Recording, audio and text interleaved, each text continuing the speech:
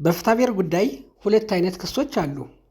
እነዚህም አንደኛ የሁከት ይወገድልኝ ክስ ሲሆን ሁለተኛ ደግሞ የባለቤትነት ወይም የመፋለም ክስ ናቸው። ታዲያ ከሳሽ የባለቤትነት ወይም የመፋለም ክስ ከሰስኩ ብሎ የሁከት ይወገድልኝ ክስ ይከሳል። እንዲሁም የሁከት ይወገድልኝ ክስ ከሰስኩ ብሎ የባለቤትነት ወይም የመፋለም ክስ ይከሳል። በዚህም ምክንያት እነዚህ ሁለት ክሶች የተለያየ ዓላማ ስላላቸው የክስ አቤቱታቸው በፍርድ ቤት ውድቅ ሲሆን እናያለን። ሰላም ጤና ይስጥልኝ ውድና የተከበራችሁ የዚህ ቻናል ተከታታዮች፣ ዛሬም እንደተለመደው በአዲስ ቪዲዮ መጥቻለሁ። የዛሬ ቪዲዮአችን እንግዲህ የፍትሐብሔር ክስን ይመለከታል።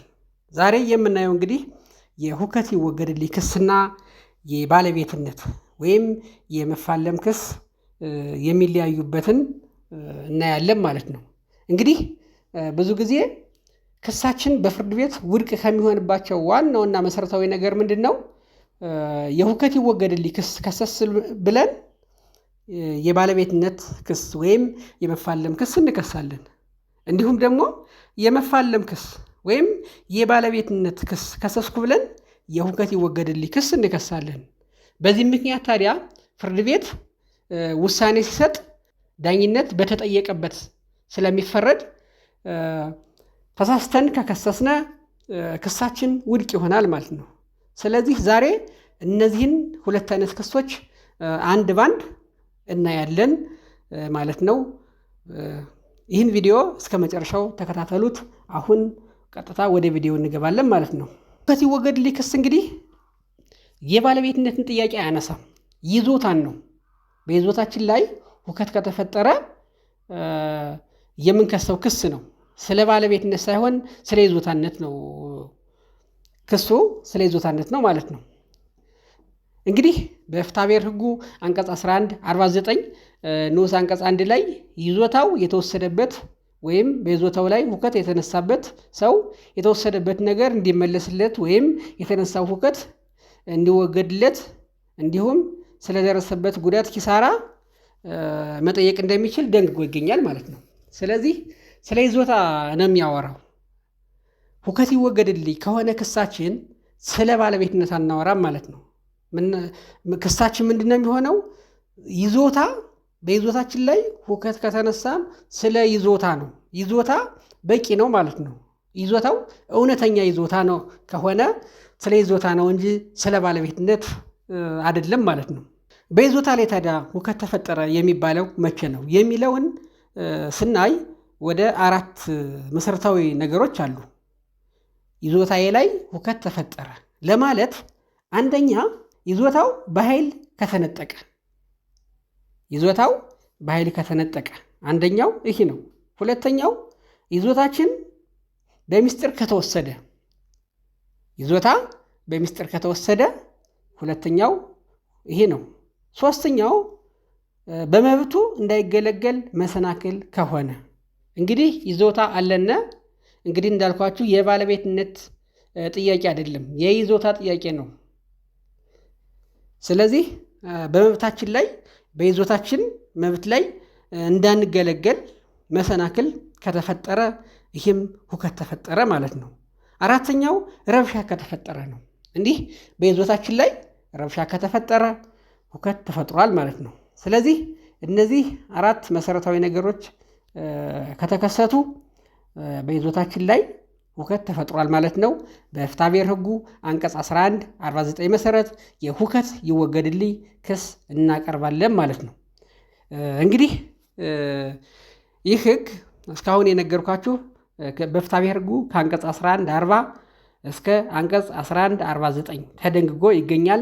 እንዲሁም የፌዴራል ሰበር ሰሚ ችሎት በቅጽ 15 በመዝገብ ቁጥር 80/24/1 ላይ ደንግጎት ይገኛል ማለት ነው። ስለዚህ የሁከት ይወገድልኝ ክስ ይህን ይመስላል ማለት ነው።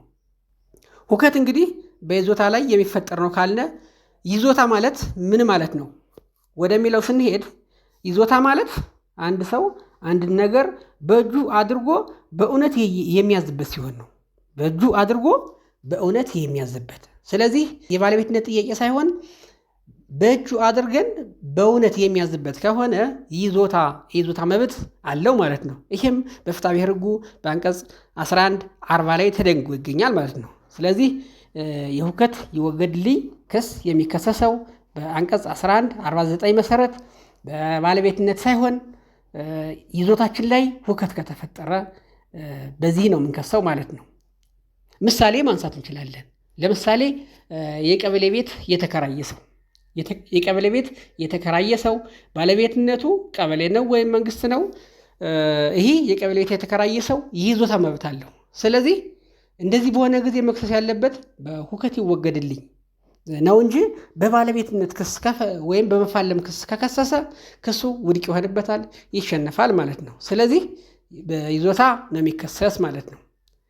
እንዲህም ሲሆን ክስ ስንመሰርት የሁከት ይወገድልኝ ክስ ሲመሰርት ለመመስረት መሟላት ያለባቸው መሰረታዊ ነገሮች አሉ።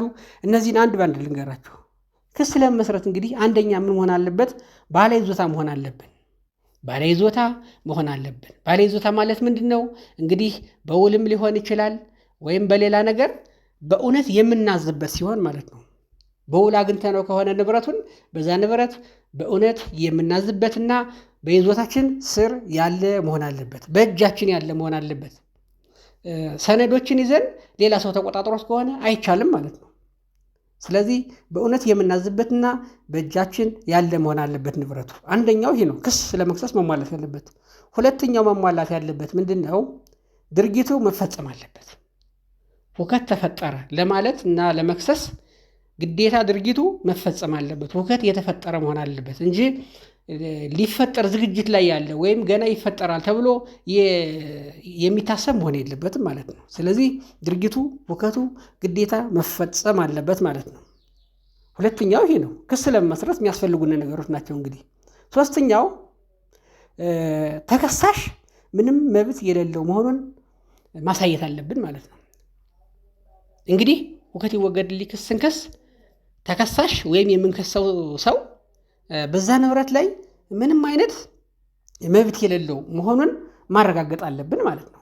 ይህ ማለት ነው እንግዲህ ሲጠቃለል ከሳሽ የተሻለ መብት አለው ማለት ነው።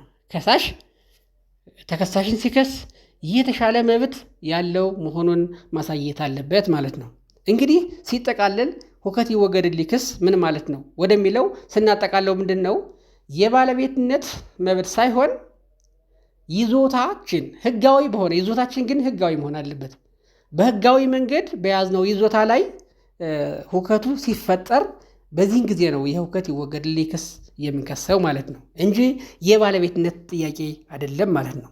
እንግዲህ ሁከት ይወገድልኝ ይህን ይመስላል። ወደ ሁለተኛው ስናልፍ የባለቤትነት ጥያቄ ወይም የመፋለም ክስ የምንለው ደግሞ በፍትሐብሔር ሕጉ አንቀጽ 1206 ላይ ተደንግጎ ይገኛል ማለት ነው።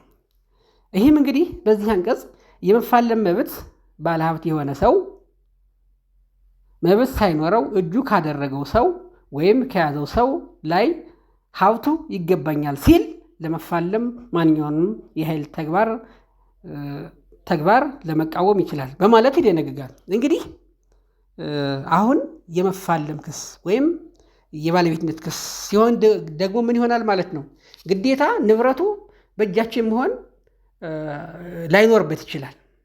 ንብረታችን የያዘው ሌላ ሰው ሊሆን ይችላል፣ አከራይተሩ ሊሆን ይችላል። እንዲሁም መብቱ እያለና ሳንጠቀምበት እንዲሁ ተቀምጦ ሊሆን ይችላል። ስለዚህ ይሄ የባለቤትነት ወይም የመፋለም ክስ ምንለው ደግሞ የባለቤትነትን ጥያቄ የሚያነሳ ነው። ስለዚህ ይህ ባለቤትነት ጥያቄ የሚረጋገጠው እንግዲህ እንደ ሁኔታው በሰነድ የሚረጋገጡ ንብረቶች ከሆኑ በሰነድ ይረጋገጣሉ። በሰው ማስረጃዎች መረጋገጥ የሚገባቸው ከሆኑ በሰው ማስረጃዎች ይረጋገጣሉ። የባለቤትነት መብት እንግዲህ ምንድን ነው? ባለቤት መሆናችን ነው ምናረጋግጥ ማለት ነው። እንደ ሁከት ይወገድልኝ አይደለም፣ የባለቤትነት መብት ነው። ስለዚህ ባለቤት የሚያረጉንን ማስረጃዎች በማቅረብ የምናረጋግጥበት ክስ ነው ማለት ነው። ስለዚህ ውድና የተከበራችሁ የዚህ ቻናል ተከታታዮች እዚህ ላይ በደንብ ማየት ያለባችሁ ምንድን ነው?